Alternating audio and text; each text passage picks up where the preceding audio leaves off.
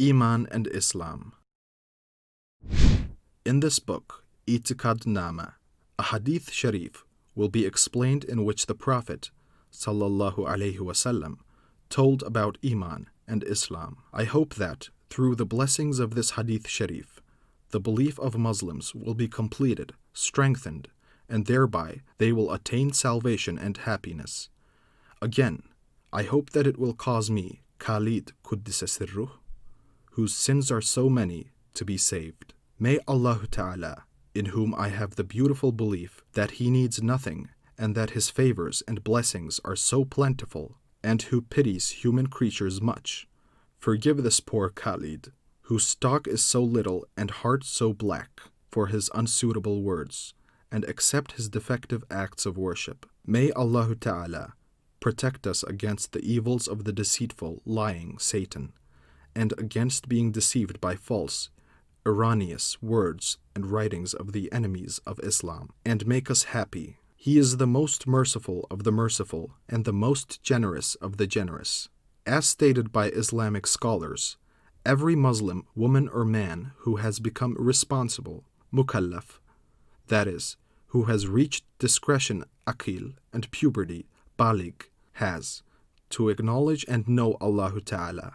In other words, to know and believe in as-sifat al-dhatiyya and as-sifat al-thubutiyya of Allahu Ta'ala correctly. Footnote: the 6 attributes that are specific to Allahu Ta'ala's dhat, self, essence, are called as-sifat al-dhatiyya. They are all wujud. Allahu Ta'ala's existence by Himself, al-qidam, being without a beginning and eternal in the past, al-baka, existing without end and never to become non-existent, al-wahdaniyya, having no partner, equal, or match in any respect, al-mukhalafatun lil-hawadith, being dissimilar to every creature in every respect, and al-qiyamu bi-nafsihi, Allah Ta'ala's self-existence, being needy of nothing for eternal existence. No creature has any of these 6 attributes, nor any relation with them. Some Islamic scholars said that al-mukhalafatun lil-hawadith and al-wahdaniyya were the same and that the number of as-sifat al-dhatiyya was 5.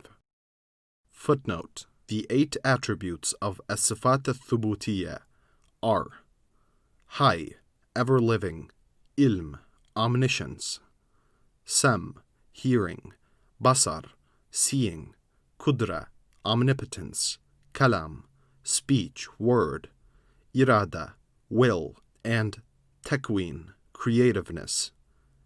Each of the 8 attributes of Allah Ta'ala is unique and in a uniform state. No change occurs in any of them, but each of them varies in its related quality in creatures. It is this which is primarily obligatory, fard, for everybody. Not to know is not an excuse, it is a sin. I, Khalid bin Ahmad al-Baghdadi, write this book not to make a show of superiority and knowledge to others, or to become famous, but to leave a reminder, a service behind. May Allah Ta'ala help humble Khalid and all Muslims with His power and through His Prophet's blessed soul. Ameen. Everything other than Allah Ta'ala is called the masiwa, or alam. People erroneously refer to it as nature now. All creatures were non-existent. Allah Ta'ala is the one who has created them all. They all are mumkin, that which may come into existence out of non-existence, and may become non-existent while being existent. And hadith, that which came into existence while being non-existent. The hadith sharif, Allah Ta'ala was existent, and anything else was non-existent, expresses this. A second evidence showing that creatures are hadith is the fact that they are transforming and changing all the time. Everything is changing. However, something qadim, without a beginning, should never change. Footnote: in the universe, the state of substances changes in physical events, in chemical reactions. The essence or structure of substances changes. We see objects or substances cease to exist and change into other substances. Today, in atomic changes and nuclear reactions, which have been discovered recently, the matter or element also ceases to exist and turns into energy. Allahu Ta'ala's dhat, self, essence, and attributes are qadim, and they never change. The changes in creatures, their transforming to one another, cannot be coming from the eternal past. They should have a beginning and come into existence from elements or substances, which must have been created out of non-existence. Another evidence for the fact that the universe is mumkin, that is, it may come into being out of non-existence, is that creatures are hadith, that is, they have been coming into existence out of nothing. There are two beings, the mumkin and the wajib. Footnote: wujud means existence, being. There are three kinds of existence. The first one is wajib al-wujud. The necessary existence always exists, has never been non-existent before, nor stop existing in the everlasting future. Only Allahu Ta'ala is wajib al-wujud. The second one is mumtani al-wujud, which cannot exist. It should always be non-existent. Such is a partner to Allahu Ta'ala, that is, another God partner to Allahu Ta'ala or resembling him can never exist.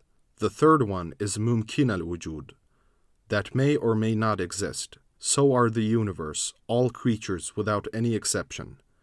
The opposite of wujud is adam, non-existence.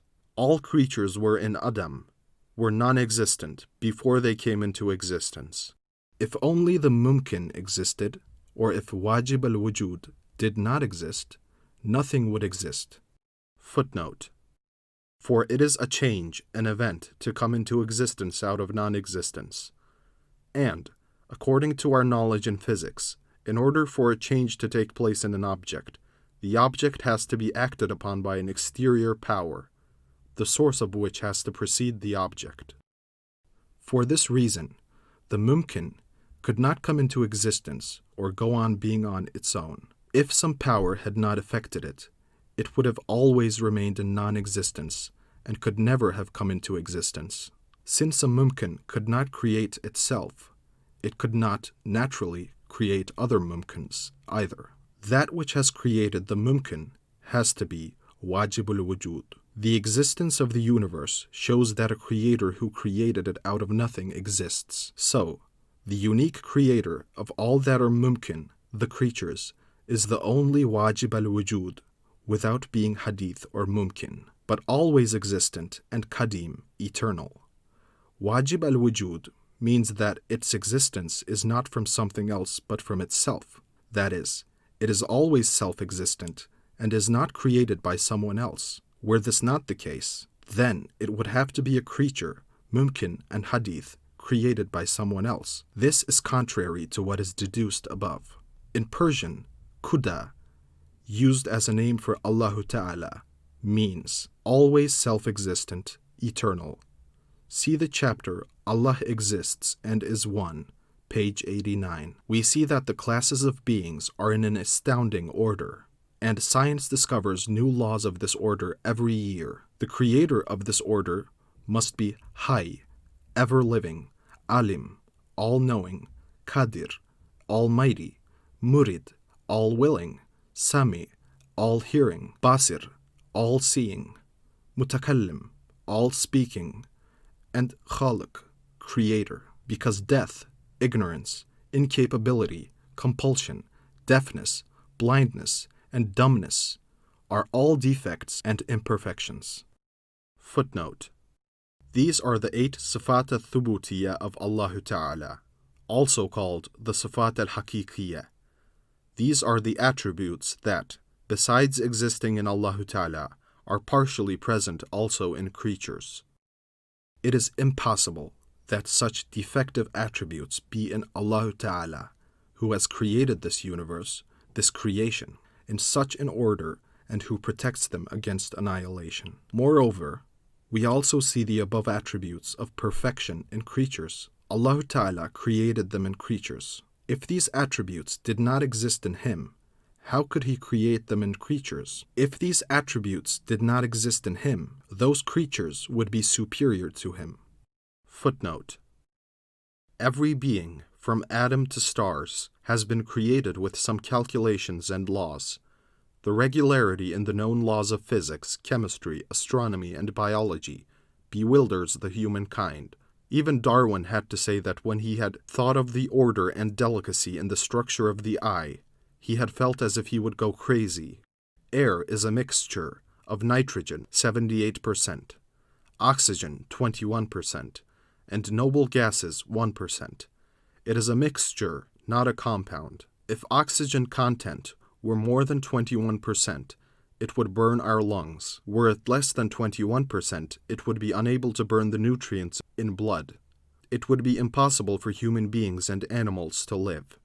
This 21% does not change anywhere, not even during rains, and this, in its turn, is a great blessing. Does it not show the existence, power, and grace of Allahu Taala? Construction of the eye is a mere nothing when compared with this wonder. Is it ever possible that one who has created all the laws, delicate calculations, and formulas taught as scientific knowledge would have defective attributes? We should also add that the creator of these worlds of beings ought to possess all the attributes of perfection and superiority, and none of the attributes of deficiency, since one who is defective cannot be Quddha, the creator. Aside from these reasonable evidences, ayats and hadiths explain clearly that Allahu Taala has the attributes of perfection. Therefore, it is not permissible to doubt it. Doubt causes disbelief. The aforesaid 8 attributes of perfection are called as-sifat ath-thubutiyya. Allahu Taala has all 8 attributes of perfection. There is no defect, disorder, or change in him. There is no defect, disorder, or change in him, his attributes or deeds. The as-sifat ad-datiyya and the as-sifat ath-thubutiyya are called attributes of divinity, uluhiyya. If a person believes that a creature possesses an attribute of divinity, he becomes a mushrik, one who ascribes a partner or partners to Allahu Ta'ala. It is shirk.